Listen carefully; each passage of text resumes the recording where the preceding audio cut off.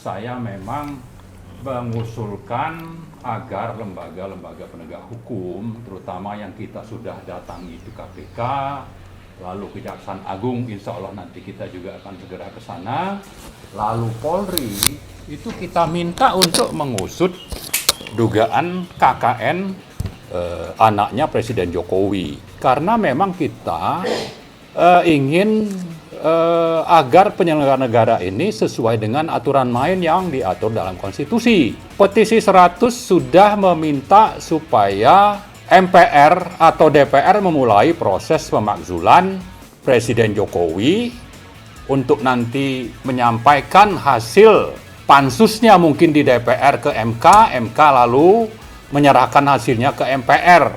Nah, itu juga sama, kita bicara tentang aturan main. Kasus Gibran juga sama, kita datang ke sana untuk supaya negara ini diselenggarakan sesuai dengan aturan main. Tapi kalau itu tidak terjadi, maka wajar saja kalau kita mengajak rakyat untuk melakukan perlawanan kepada rezim oligarkis ini.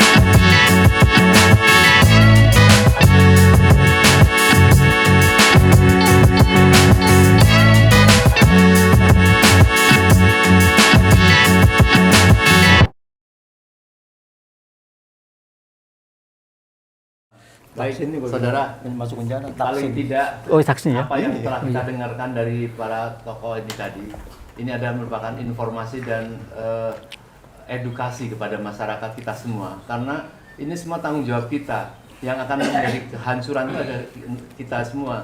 Dalam keadaan seperti ini pun karena tidak ada reaksi dari masyarakat yang berarti, sampai-sampai seolah-olah Bapak Presiden ini mau membangun sesuatu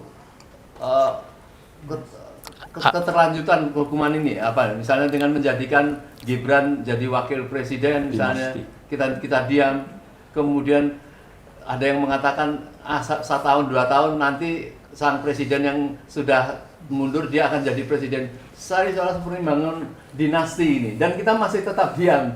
Jadi saya kira ini yang menjadi pelajaran bagi kita semua. Dan kami mohon ada closing statement ya nanti dari Pak Denny kalau masih ada, dan Pak Prof Antoni, dan tentu Pak Marwan silakan menyampaikan dulu rekomendasi apa yang Pak Denny masih ada. Ya, terima kasih Om Lim. Jadi tadi saya memang mengusulkan agar lembaga-lembaga penegak hukum, terutama yang kita sudah datangi itu KPK, lalu Kejaksaan Agung, insya Allah nanti kita juga akan segera ke sana, lalu Polri, itu kita minta untuk mengusut dugaan KKN anaknya Presiden Jokowi.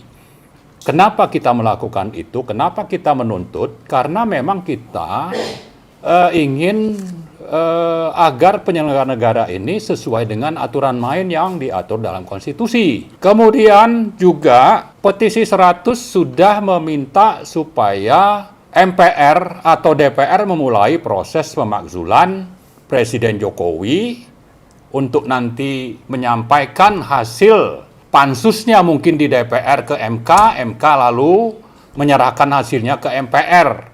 Nah, itu juga sama, kita bicara tentang aturan main. Kasus Gibran juga sama, kita datang ke sana untuk supaya negara ini diselenggarakan sesuai dengan aturan main. Tapi kalau itu tidak terjadi, maka wajar saja kalau kita mengajak rakyat untuk melakukan perlawanan kepada rezim oligarkis ini. Saya kira itu mungkin yang sangat penting untuk dicatat oleh siapapun, termasuk tadi Pak Amin bilang, kalau ada tetangga sebelah itu yang bergerak di sektor intelijen, ya supaya dicatat bahwa kami ini juga menyelenggarakan ini sesuai dengan konstitusi, aturan main. Jangan pula nanti kami segera ditangkap, tapi bukan berarti kami takut untuk ditangkap gitu ya. Supaya juga ini dicatat. Itu poin pertama yang ingin saya sampaikan. Yang kedua, kita harus mengingatkan ya bahwa ternyata pengusaha oligarki ini melakukan investasi bukan hanya di sektor bisnis, tapi investasinya juga dilakukan di partai-partai misalnya, di penguasa. Mereka investasi, salah satunya itu dengan menyuap. Ya, menyuap apakah itu anak-anak pejabat termasuk Gibran dan Kaisang yang kita duga itu terlibat KKN, tapi juga kemungkinan besar menyuap partai-partai. Untuk apa? Untuk menghasilkan partai dan eksekutif atau pemerintahan Jokowi itu menghasilkan kebijakan dan peraturan termasuk undang-undang yang menguntungkan para pengusaha oligarkis itu. Ini catatan penting kita bahwa ini terjadi sangat masif ya di pemerintahan Jokowi dan pemerintahan oligarkis ini. Kalau dulu mungkin tidak ada pengusaha atau yang berasal dari pengusaha menjadi duta besar sampai ini terjadi ya. Terjadi di pemerintahan Jokowi ini seperti tadi juga sudah disampaikan Pak Antoni Budiawan. Jadi ini juga perlu kita ingatkan. Jadi rakyat tadi di poin pertama yang saya sebutkan itu supaya paham siapa yang memang harus bertanggung jawab terhadap situasi negara yang seperti ini yang semakin dikuasai oleh oligarki dan salah satunya adalah pengusaha oligarkis yang melakukan suap terhadap penyelenggara negara termasuk diduga kuat ke partai-partai. Nah, poin ketiga, saya kira poin terakhir yang ingin saya sampaikan adalah bahwa semangat reformasi yang lahir di 97-98,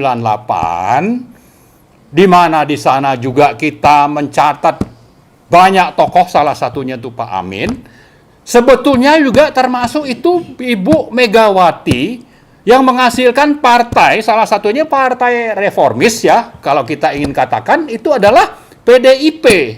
Jadi mari ya bersama rakyat ini, partai-partai oposisi dan juga PDIP bergabung bersama rakyat untuk bagaimana memakzulkan Presiden Jokowi, bagaimana mengajak rakyat supaya proses pemakzulan tersebut bisa terlaksana.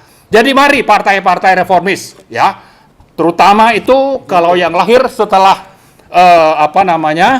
setelah reformasi itu ada PKS, ada Demokrat, ada PDIP, dan belakangan juga ada partai-partai baru yang baru disetujui oleh KPU termasuk Partai Umat misalnya. Mari kita sama-sama bergabung bersama rakyat untuk kembali mengingat dan menjalankan semangat reformasi bahwa KKN di bumi pertiwi Indonesia ini harus dihentikan. Salah satunya itu, mari kita melakukan perlawanan secara terbuka, ya, people power seperti yang sudah disebutkan Pak Amin, mulai dari minggu-minggu ini sampai beberapa bulan ke depan, supaya pemakzulan terhadap Presiden Jokowi itu akhirnya bisa terwujud, dan kita harap agar DPR segera melakukan proses pemakzulan sesuai dengan pasal 7A Undang-Undang Dasar, dan salah satunya itu seandainya kita harapkan itu bisa terlaksana,